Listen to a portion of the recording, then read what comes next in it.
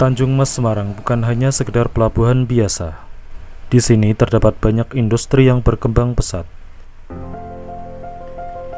Di New Haven Canal atau Kali Baru Semarang, dari sinilah awal perkembangan revolusi industri pelabuhan di Semarang. Dan jauh sebelum Belanda membangun Kleinbung, VOC terlebih dahulu telah mengembangkan perdagangannya dengan membangun industri di kawasan Kota Lama dan Bum Lama.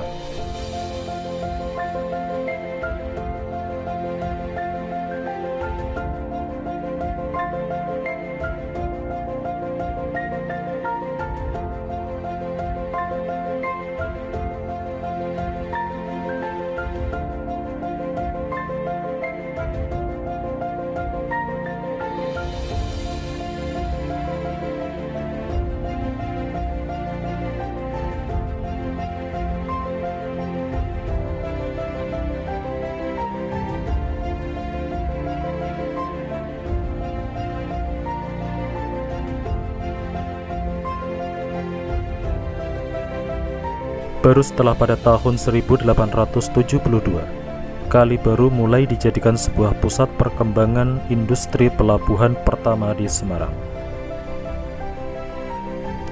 Di sepanjang Kali Baru inilah dibangun sejumlah pabrik dan pergudangan untuk mendukung perekonomian Belanda kala itu.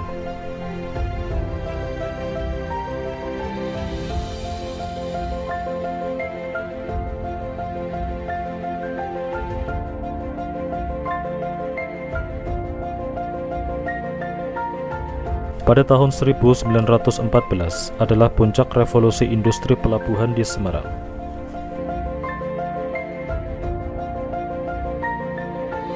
Di tahun inilah Belanda mulai membangun banyak jaringan rel kereta api pelabuhan.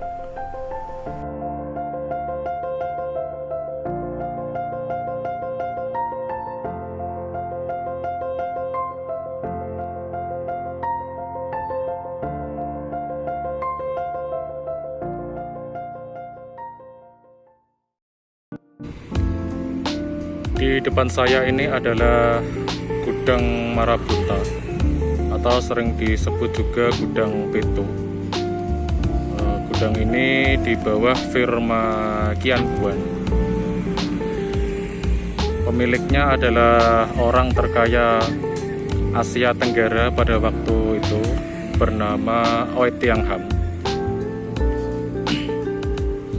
Selain gudang Marabunta ini, dahulu di sepanjang Kali Semarang terdapat banyak pergudangan dan firma-firma ternama Hindia Belanda kala itu yang menjadi cikal bakal daerah industri di kawasan pelabuhan Semarang. Selain pergudangan dan firma-firma ternama milik Hindia Belanda kala itu, di Kali Semarang dahulu juga dibangun jaringan rel kereta api oleh maskapai perkereta-apian milik Hindia Belanda. Pada tahun 1914,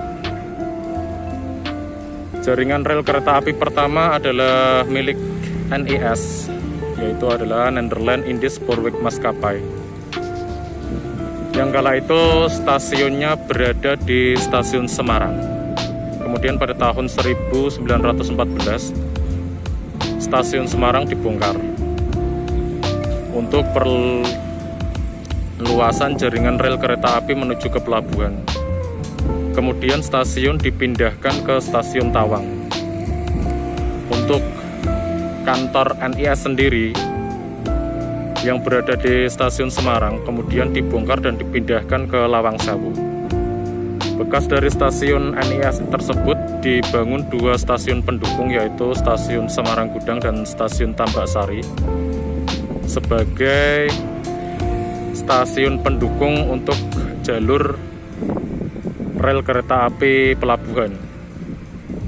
NIS sendiri meninggalkan bekas jalur rel kereta api di Kali Semarang, yaitu terdapat bekas pondasi jembatan Jungkit yang yang bernama Opal Brook kala itu. Kemudian maskapai kereta api kedua milik Hindia Belanda adalah SCS Semarang Cirebon Stormtram Maskapai yang berstasiun di Pendrikan kala itu. Kemudian pada tahun 1914 stasiun Pendrikan dibongkar juga, kemudian dipindahkan ke stasiun Poncol yang kala itu bernama Semarang West. Dari stasiun Poncol jalurnya kemudian diperpanjang menuju pelabuhan melewati Kali Semarang yang masih juga meninggalkan sebuah bekas jembatan rel kereta api di situ yang berada di Kali Semarang bernama Jembatan Kali Asih. Kemudian maskapai kereta api selanjutnya adalah SJS yang sebenarnya sudah terlebih dahulu membangun jaringan rel tramnya, karena SJS adalah Semarang Juwana Stormtram Maskapai yang kala itu jalurnya bukan sporweg tapi tramweg.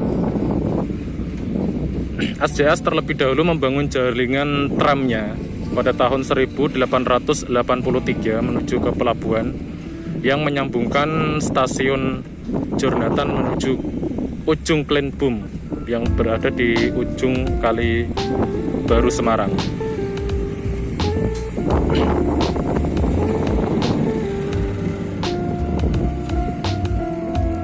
Kemudian lambat laun pada tahun sekitar tahun 70-an dan 80-an jalur kereta api menuju ke pelabuhan